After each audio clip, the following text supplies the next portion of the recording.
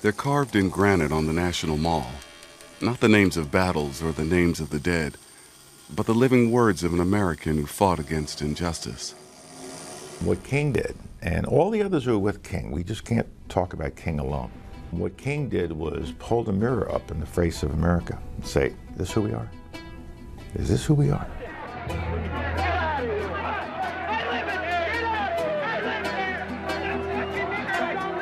I was a young freelance reporter in the summer of 1966, and I went to cover King when he was in a small town west of Chicago, and someone in the crowd threw a brick and hit him in the chest. King's basic belief was that you don't fight fire with fire, you fight fire with water. And what's the water? The water of organized resistance, the water of defying corrupt governments. Those were his weapons of the spirit. Love your enemies. Bless those who curse you. Reverend Perry Smith was a freedom rider, challenging segregation from Washington to Tallahassee. To say I love you is very nice, but when you are hating me and I can still love you, that's when rubber hits the road. As a minister, of course, I believe strongly in the love ethic. I learned that as a child in Sunday school. And so it was not difficult for me to look in people's faces in whose eyes you could see hatred and look at them in the spirit of love. And when I hate you, it destroys me, the hater. No matter what you're doing to me, I still love you. I refuse to let you make me hate you. I love you.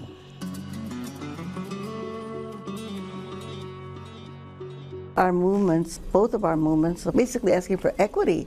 We were asking for equal justice and equal rights and human rights. As co-founder of the United Farm Workers, Dolores Huerta struggled in the Southwest during the King years, preaching the idea that people, ordinary people, have power. And of course, the first thing they say, what power do I have? You know, I'm a farm worker, I'm an immigrant, I don't speak English. And so we convince them that the power is in your person. This is the power that you have, and this is all the power that you need. People were beaten, we went to jail many times. I was arrested probably 20-some times. Sometimes you have to create conflict. And of course, this is what Dr. King did. He had to create conflict. The essence of Dr. King was that he saw laws that were unjust. He broke them, but was willing to suffer the consequences of breaking those laws.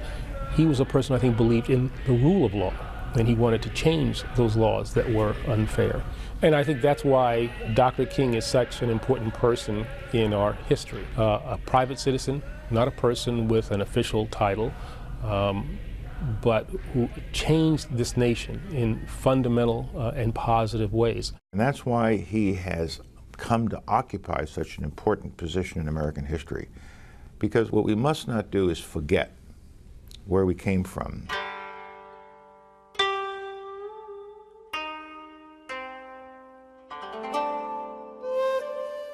My mom and dad, who were both born in the United States, were sent to internment camps after Japan bombed Pearl Harbor.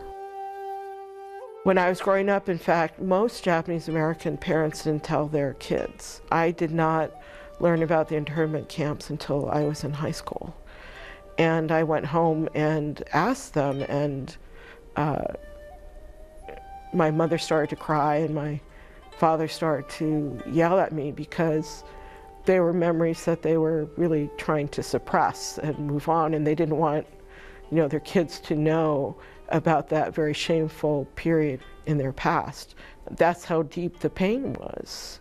One of the things that the civil rights movement did for Japanese Americans was it allowed them to actually stand up and say, hey, this happened to us.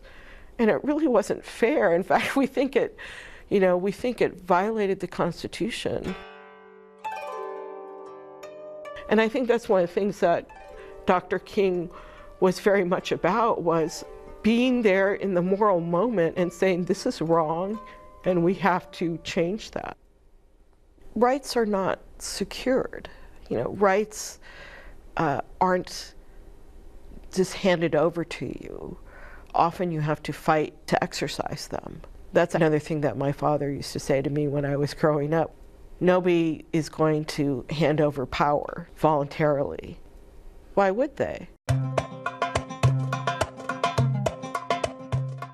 In the late 1950s, an interfaith group called the Fellowship of Reconciliation told King's story in a comic book. Half a century later, the story was told again in Arabic. The American Islamic Congress translated that book into Arabic, and people can download it. People are very excited to have it as a tool to help them in their struggle.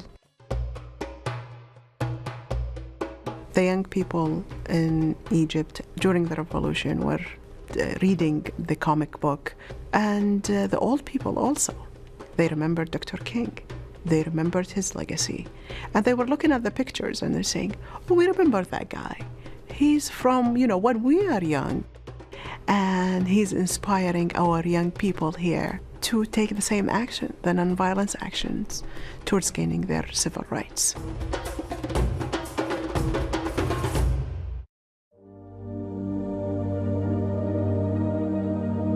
All great men, all great women have flaws. We can focus on those in an attempt to try to denigrate their achievements, or we can just try to understand that they are, at the end of the day, human beings.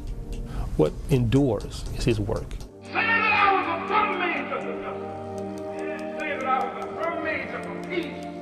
I think in terms of King's goals, he was a radical. King wanted nothing less than love around the world. He used to talk about how only love could cast out darkness, right? That's a pretty radical concept. I don't know that I'd try to label him. All we say to America is be true to what you said on paper. But in my view, he was a great American who became a powerful example to the rest of the world. I want you to say that I tried to love and serve humanity. Oh, he was a radical. He seems less radical now because he changed this nation. Radical isn't necessarily a negative term. If what you're about is trying to make this nation live up to its founding ideals, it was radicals who founded this nation. I've looked over and I've seen the promised land. Well, I think Dr. King speaks to the need for every citizen to stand up and create the America that we all dream it could be. I may not get there with you. We're not there yet, and perfection is always difficult because we're humans at the end of the day. But it's the striving to get there that I think makes us American.